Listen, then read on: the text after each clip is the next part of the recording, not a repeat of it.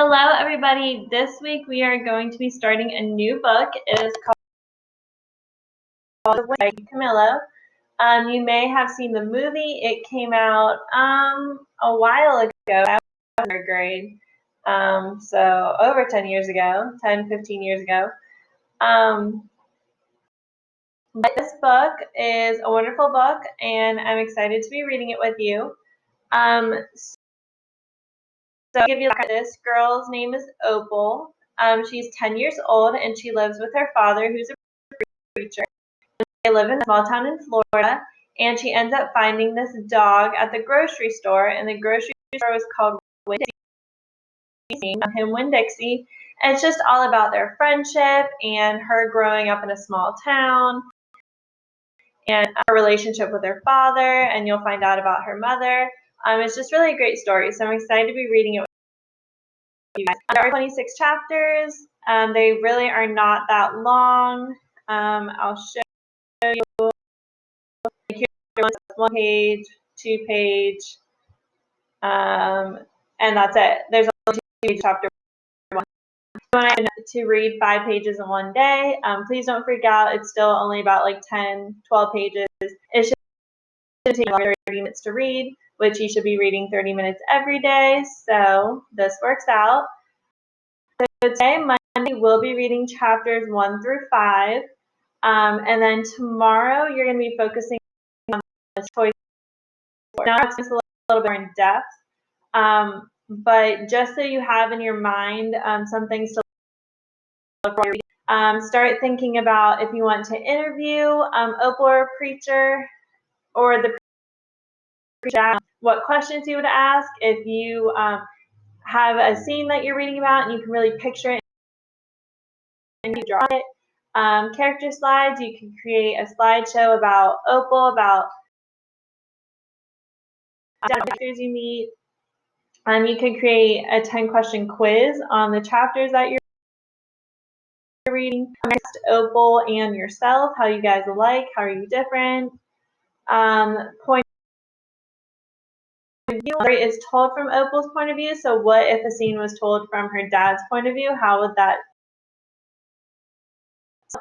You could write a letter to the author. You could do a lost and found poster. Things that happen in the chapters. Making a connection. Maybe both of you did a certain event or something that happens in the book, so you make a connection that way and you write about it, at least 5 sentences. Cause and effect, telling me 5 cause and effect statements you see in the book, and then discovering new vocabulary words. So those are all the different things that you can think about while you were reading chapters 1 through 5. Again, I will discuss more about this tomorrow, so you don't have to do any of this today. I just want you to think about it. And then what you will be doing today is my figurative language. Focus on a different element of figurative language every 2 days. So how the schedule is going to go is Mondays, you're going to read and you're going to work on figurative language. Tuesday, you're going to do a project from this word. And then Wednesday, you'll read and do figurative language. Thursday, you'll do another project. And then Friday, of course, is the catch-up day. So whatever you didn't get done during the week. So that's how our schedule is going to go. It's going to be a lot of choice this time, instead of just answering questions like we did last book.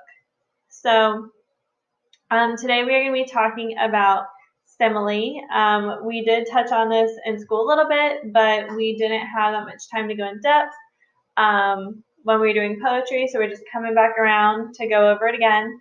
A simile is a comparison using like or as. Remember, even if you see the words like or as, it is not a simile unless there's a comparison. So Anna sings like a canary. Anna's singing is being compared to a canary.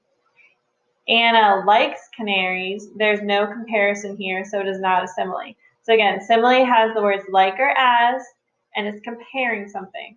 So Arnold is as smart as a whip. That is a simile. Arnold sang as he swung the whip. It's not comparing anything. It does have the word as, but it's not comparing anything. So what you are going to be doing on this next slide, on slide 3, is you are going to be clicking on these S's and dragging it to the end of the sentence if it is a simile. If it is not a simile, you do not need to drag anything to it. So this first one, Andrew was as busy as a bee. That is a simile. Oops. That is a simile because it's saying Andrew was like a bee because he was so busy. The bee was busy, Andrew was busy. So he was as busy as a bee. So you're going to do the rest, and that is it. You're just doing slide 3. Again, if you need to zoom in because you can't read it, here's your little zoom button. You click on this, you click the %, and it zooms in so you can see it even better. But so again, today, your 2 things for ELA, you are reading chapters 1 through 5. I will also put in the YouTube link so you can listen to it. And then you are doing slide 3 today. That is it. If you have any questions, please let me know.